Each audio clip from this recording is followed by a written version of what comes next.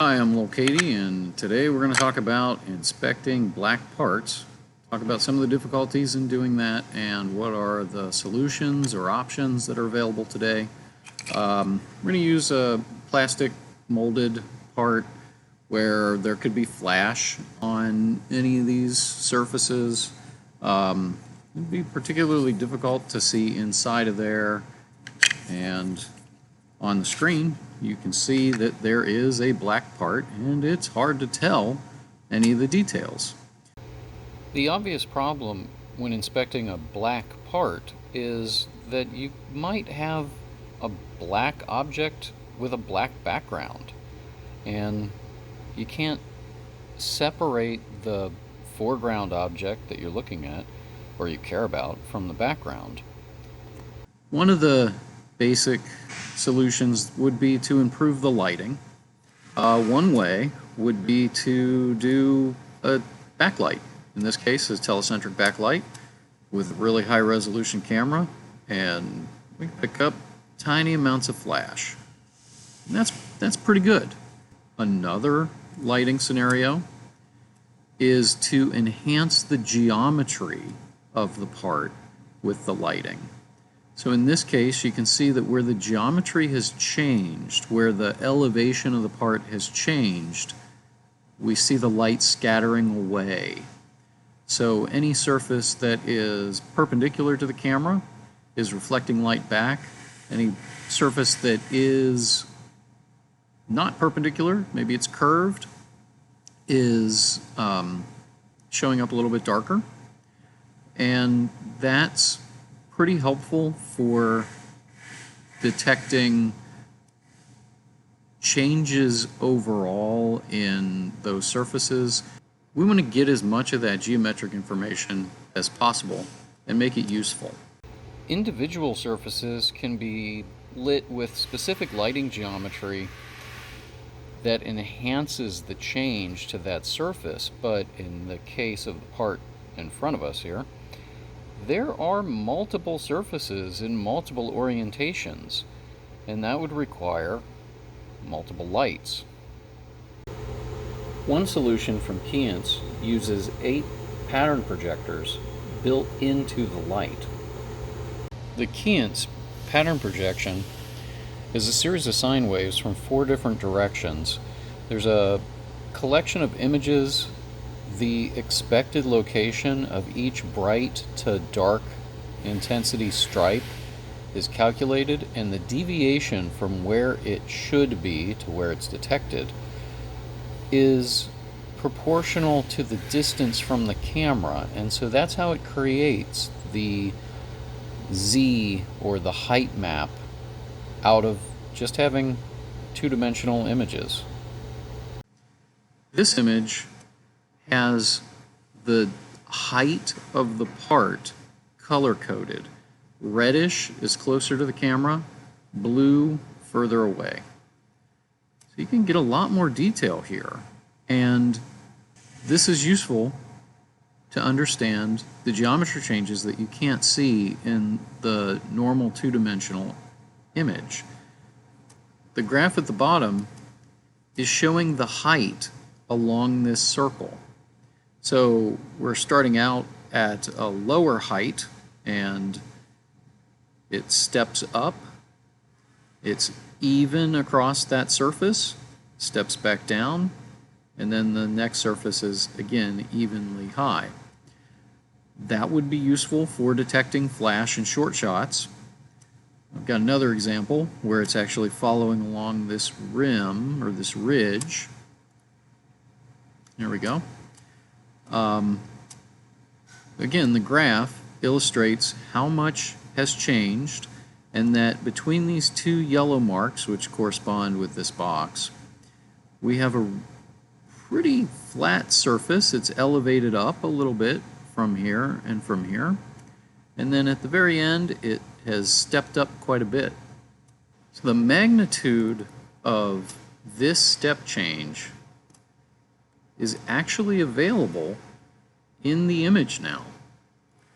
So let's take let's add a level difference, and we'll see what the difference in height is between the outside rim of the part and the surface just before the outside rim.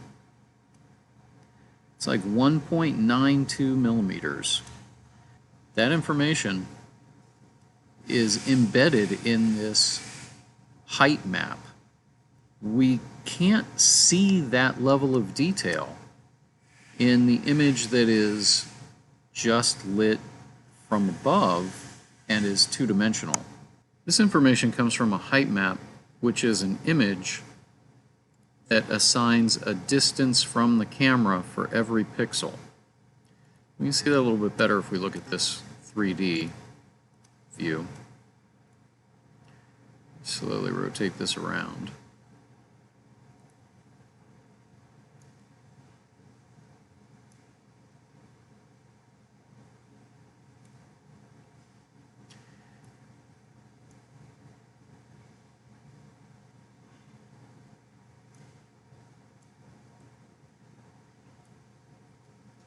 You get a pretty good idea of the capability of using a 3D measurement system on black parts.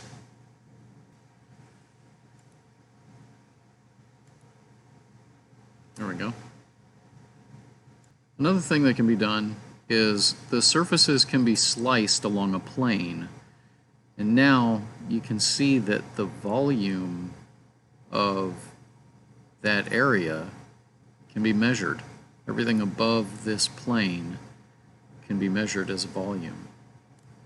If there were a short shot, it would fall down below the plane and the volume would be less. In this case, I've selected a region that's fairly large. The technology is pretty amazing. There are limitations, however. So let's take a look at what some of those are. To start with, the height map depends on how evenly the light reflects back. So note, there is no data in this section of the height map because that light did not reflect back.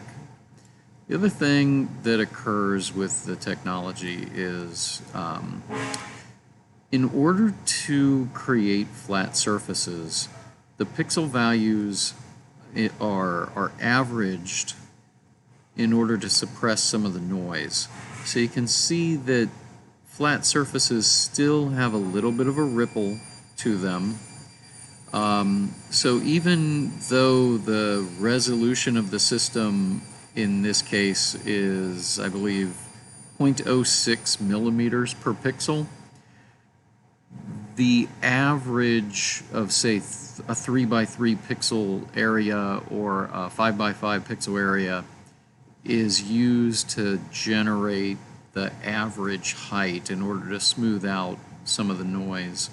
And what that ends up meaning is that places where there are edges that fall away substantially, those edges aren't quite as sharp. So we can see here that those little jaggy, aliased surfaces are basically a result of the averaging and how that looks. Let's see if I can scooch this over enough to where we can see it. You can see that in the raw data it's a little more jaggy around the edges, and I'll zoom in on that so we get a better idea. So that's the limitation. Places where there are edges, you're going to get a sharper edge with a backlight if that's the concern. If it's a surface that you expect to be completely flat, there will be some averaging across that in order to make it flat in the data. But overall, those are, yeah, I think we could deal with those. That's not a huge big deal, considering what is being gained in this technology. Being able to see a black on black object is worth a few minor details and workarounds that may need to be done. Thanks for watching.